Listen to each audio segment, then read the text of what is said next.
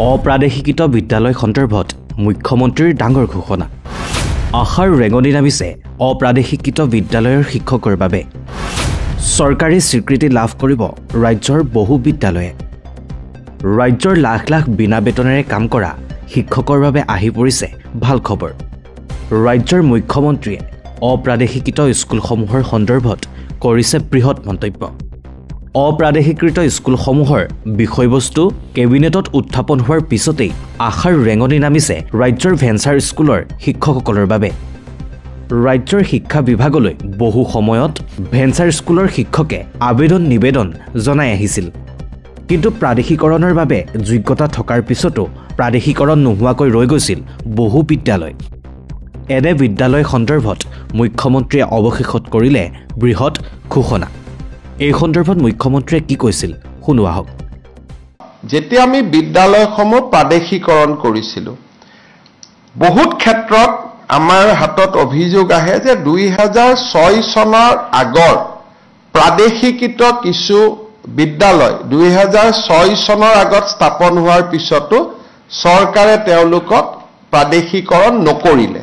এই অভিযোগটো গাঁৱে ভূঞে গৈ থাকিলে এই অভিযোগটো পোৱা যায় যে প্ৰাদেশিকৰণৰ বাবে যোগ্যতা থকাৰ পিছতো তেওঁলোক প্ৰাদেশিকৰণ হ'ব নোৱাৰিলে।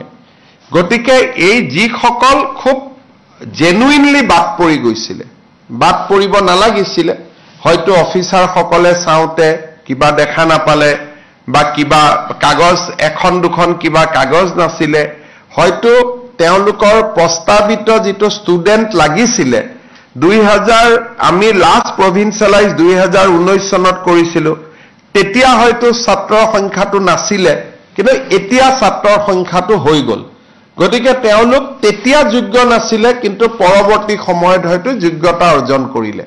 গতিকে তেনেকুৱাও বহুত শিক্ষক শিক্ষয়িত্ৰীক আমি লগ পাই থাকোঁ। আজি আমি এটা কেবিনেট সাব কমিটি কৰি দিছোঁ। মন্ত্ৰী ৰণোজ পেগু, মন্ত্ৰী কেশৱ মহন্ত আৰু আমাৰ মন্ত্ৰী জয়ন্ত মল্ল বৰুৱা থাকিব। এই তিনিজনে এটা অহা এমাহৰ ভিতৰত কেবিনেটত এখন প্ৰতিবেদন দিব যে কোনবোৰ বাদ পৰি যোৱা 2006 চনৰ আগত প্ৰতিষ্ঠা হোৱা কোনবোৰ শিক্ষানুষ্ঠানক আমি প্ৰাদেশিকৰণ কৰিব পাৰোঁ বা যোগ্যতাৰ কি মানদণ্ড হ'ব লাগে, যোগ্যতাৰ মানদণ্ডত কিছু শিথিল হ'ব লাগে নেকি, সেই বিষয়ে কেবিনেট কমিটিখনে আমাক ৰিপৰ্ট দিব। কিন্তু 2006 চনটো সীমা হৈ থাকিব আৰু গুৱাহাটী উচ্চ ন্যায়ালয়ৰ ইতিমধ্যে 2006 চনৰ যিটো আমাৰ আইন, সেই আইনখনক ইতিমধ্যে বৈধ বুলি ঘোষণা কৰিছে। ইয়াত আমি সেইখিনি মানুহৰে সমস্যা পুনৰ বিবেচনা কৰিম যিসকলে আমাৰ যিকোনো কাৰণতে